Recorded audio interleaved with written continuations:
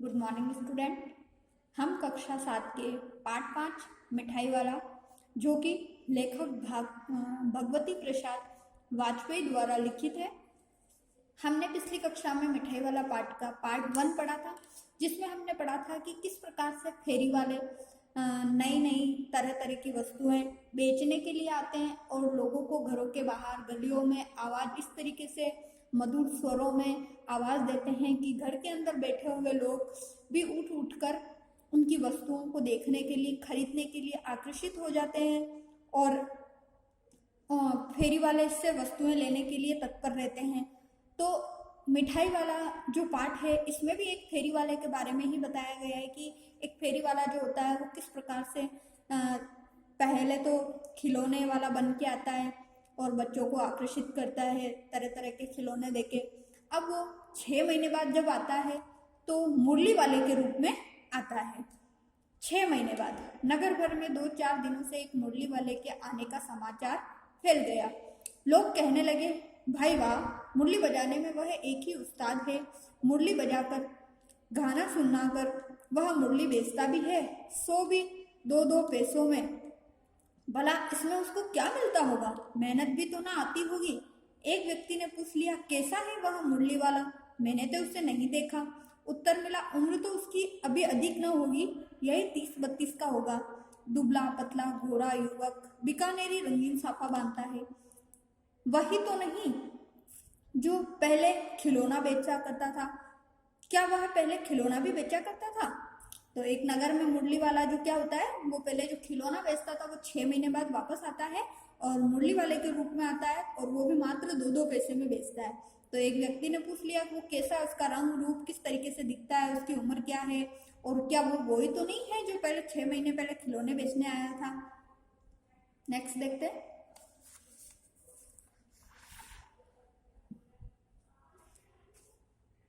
हाँ, जो आकार प्रकार तुमने बतलाया है उसी प्रकार का वह भी था। तो वही होगा, पर भय है, वह एक उस्ताद। प्रतिदिन इसी प्रकार उस मुरली वाले की चर्चा होती। प्रतिदिन नगर की प्रत्येक गली में उसका मादक मृदुल स्वर सुनाई पड़ता। बच्चों को बहलाने वाला मुरलियां वाला। तो इस प्रकार से वो मीठी वाणी में बोलता, बहला, बच्चों को बहलाने वाला मुरलियां वाला। रोहिणी ने भी मुरली वाले का यह स्वर सुना। तो रोहिणी कौन थी? वही चुन्नू मुन्नू की माता, जो कि खिलौने के लिए, खिलौने वाले भाग 1 में हमने पढ़ा था। तो फिर वो किसकी आवाज सुनती है? मुरली वाले का यह स्वर सुना, तुरंत ही उसे खिलौने वाले का स्मरण हो आया। तो उसे याद आ जाती है कि ऐसा ही स्वर पहले किसका था?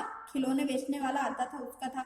उसने मन ही मन कहा, खिलौने वाला भी इसी तरह गा गा कर खिलौने बेचा करता था। रोहिणी उठकर अपने पति विजय बाबू के पास गई। जरा उस मुरली वाले को बुलाओ तो चुन्नू मुन्नू के लिए ले लूं। क्या पता यह फिर इधर आए ना आए। वे भी जान पड़ता है पार्क में खेलने निकल गए हैं। विजय बाबू एक समाचार पत्र पढ़ रहे थे।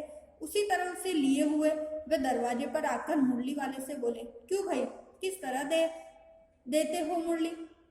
किसकी टोपी गली में सिर गिर पड़ी, किसी का जूता पार्क में ही छूट गया और किसी की सौथनी यानी कि पजामा ही ढीली होकर लटक गई। इस तरह दौड़ते हाँफते हुए बच्चों का झुंड आ पहुंचा। एक स्वर से सब बोल उठे, अम्बी लेंदे मुल्ली और अम्बी लेंदे मुल्ली। तो इस प्रकार से जो छोटे बच्चे हैं वो क्या करते हैं, मुरली वाले की जैसे ही आवाज सुनते हैं, कोई घरों से, कोई पार्क में खेल रहे हैं बच्चे, इस प्रकार से दौड़ते हुए आते हैं कि किसी के सर से टोपी गिर जाती है, किसी के पैरों में से जूते खुल जाते हैं, जो अपना पजामा पहना हुआ होता है वो ढीला हो जाता है, उसको पकड़ते हुए आते हैं और क्या कहते हैं, हम अम्बी ले ले, इस प्रकार से हकलाते हुए स्वर में बच्चे बोलते हैं। मुरली वाला हर्ष गदगद हो उठा और मुरली वाला खुशी से प्रसन्न हो उठा। बोला, सबको देंगे भैया, लेकिन जरा रुको, ठहरो, एक एक को देने दो। अभी इतनी जल्दी हम कहीं लौट थोड़े ही जाएंगे, बेचने तो आए ही हैं और है भी इस समय मेरे पास 1-2 नहीं, पूरी 57। हाँ बाबूजी, क्या पूछा था आपने? कितने में दी? दी तो वैसे 3-3 पैसे के हिसाब से है, पर आपको 2-2 पैसे में ही दे दूंगा। तो जब विजय बाबू उससे मुरली की रेट पूछते, प्राइस पूछते कि कितने की है, तो बताते हैं कि वैसे तो 3-3 की है, 3-3 पैसे की, परंतु मैं आपको 2-2 पैसों में दे दूंगा। विजय बाबू भीतर बाहर दोनों रूपों में मुस्कुरा दिए। मन ही मन कहने लगे, कैसा है, देता तो सबको इसी भाव से है, पर मुझ पर उल्टा एहसान लाद रहा है। फिर बोले, तुम लोगों की झूठ बोलने की आदत होती है, देते होंगे सही को 2-2 पैसे में, पर एहसान का बोझा मेरे ही ऊपर लाद रहे हैं। मुरली वाला एकदम अप्रतिभ हो उठा। बोला, आपको क्या पता बाबूजी कि इनकी असली लागत क्या है? यह तो ग्राहक का दस्तूर होता है कि दुकानदार चाहे हानि उठाकर चीज क्यों ना बेचे, पर ग्राहक यही समझते एक दुकानदार मुझे लूट रहा है।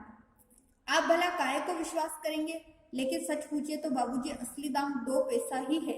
आप कहीं से 2 पैसे में ये मुरली नहीं पा सकते। मैंने तो पूरी 1000 बनवाई थी, तब मुझे इस भाव पड़ी थी। तो जब वो कहते हैं मुरली वाला कि आपको मैं 2-2 पैसे में दे दूंगा, वैसे 3 पैसे की है, तो विजय बाबू को ऐसा लगता है जैसे ये मुझे एहसान जता रहा है, इसकी रेट तो यही होगी 2 पैसे। और हम भी कई बार जाते हैं, कोई भी वस्तुएं खरीदते हैं, तो जो दुकानदार हमें रेट बताता है उससे हम कम करवाते हैं। क्यों? क्योंकि दुकानदार भी जो रेट होती है उससे 2 गुना 3 गुना रेट बता के ही वस्तुएं बेचता है। क्यों? क्योंकि सामने वाला ग्राहक उसको कम करवाता है। इसी प्रकार से विजय बाबू भी उस रेट को कम करवा रहे हैं, तो पर मुरली वाला कह रहा है कि इसकी जो असली दाम है, असली रेट जो है मुरली की, वो कितने पैसे है? 2 पैसे ही है। विजय बाबू बोले, अच्छा मुझे ज्यादा वक्त नहीं, जल्दी से 2 ठो निकाल दो। 2 मुरलियां लेकर विजय बाबू फिर मकान के भीतर पहुंच गए। मुरली वाला देर तक उन बच्चों के झुंड में मुरलियां बेचता रहा। उसके पास कई रंग की मुरलियां थी। बच्चे जो रंग पसंद करते हैं, मुरली वाला उसी रंग की मुरली निकाल देता। यह बड़ी अच्छी मुरली है, तुम यही ले लो बाबू। राजा बाबू, तुम्हारे लायक तो बस यह है। हाँ भैया, तुमको वही देंगे, ये लो, तुमको वैसी ना चाहिए। यह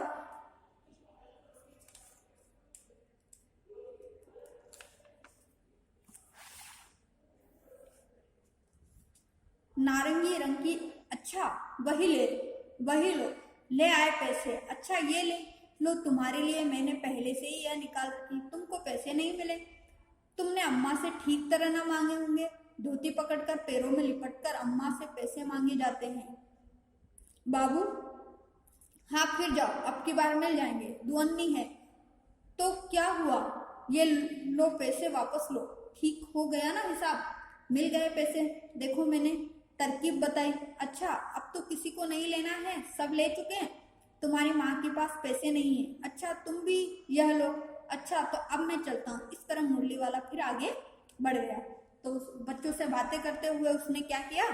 बहलाकर फुसलाकर उन बच्चों को सारी मुरलियां बेच दी। किसी बच्चे के पास पैसे नहीं थे, फिर भी उन्होंने दे दी। तो इस प्रकार से इस चैप्टर का हमारा पार्ट 2 कंप्लीट हुआ। नेक्स्ट हम पार्ट 3 देखते हैं। आज अपने मकान में बैठी हुई रोहिणी मुरली वाले की सारी बातें सुनती रही। आज भी उसने अनुभव किया, बच्चों के साथ इतने प्यार से बातें करने वाला फेरी वाला पहले कभी नहीं आया। और कुछ कुछ फेरी वाले हम देखते हैं बहुत ही रूडली स्वभाव के होते, कि हम इतना प्रेम से बात करते, किसी चीज वस्तु की रेट पूछते, फिर भी वो अकड़कर या चिढ़कर जवाब देते कि लेना हो तो लो, नहीं लेना हो तो यही पैसा लगेगा, वही होगा। तो इस प्रकार से रोहिणी सोचती है कि इतना मधुर स्वर में या इतना प्रेमपूर्ण वाणी बोलने वाला तो मैंने आज तक फेरी वाला नहीं देखा। ये तो बच्चों से भी इतना प्यार से बात कर रहा है। फिर वह सौदा भी कैसा सस्ता बेचता है, भला आदमी जान पड़ता है। समय की बात है, जो बेचारा इस तरह मारा मारा फिरता है, पेट जो ना कराए सो थोड़ा। तो इस प्रकार से वो सोचती है कि शायद वो अच्छा आदमी है, भला आदमी है, शायद भूख के मारे या फिर अपने जीविका चलाने के मारे वो ना जाने क्या क्या कार्य कर रहा है। इस समय मुरली वाले का क्षीण स्वर दूसरी निकट की गली से सुनाई पड़ा। बच्चों को बहलाने वाला मुरलिया वाला, बच्चों को बहलाने वाला मुरलिया वाला। रोहिणी ने इसे सुनकर मन ही मन कहने लगी, और स्वर कैसा मीठा है इसका। बहुत दिनों तक रोहिणी को मुरली वाले का वह मीठा स्वर और उसके बच्चों के प्रति वे स्नेहसिक्त बातें याद आती रही। महीने के महीने आए और चले गए, फिर मुरली वाला ना आया। धीरे धीरे उसकी स्मृति भी क्षीण हो गई। तो इस प्रकार से उसकी उसकी जो प्रेमपूर्ण वाणी थी, मधुर वाणी थी, उसको सुन सुनकर रोहिणी बार बार सोचती थी कि कितना मीठा स्वर है इसकी, कितना प्रेमपूर्ण व्यवहार है इसका, और बच्चों के साथ भी इसका कितना प्रेम है, स्नेह है। तो धीरे धीरे वो उसे याद करती थी। तो बहुत समय निकल गया, महीने निकल गए, और फिर वो न तो मुरली वाला आया, और धीरे धीरे उसकी याद भी क्या हो गई, रोहिणी भूलने लग गई। तो आज हमने चैप्टर 5 मुरली वाले के पार्ट 2 और 3 को पढ़ा। आज का जो आपका होमवर्क है, आपको इस पाठ्य पुस्तक में दिए गए प्रश्नों के उत्तर ढूंढने। नेक्स्ट क्लास में हम चैप्टर 5 के पार्ट 4 को पढ़ेंगे।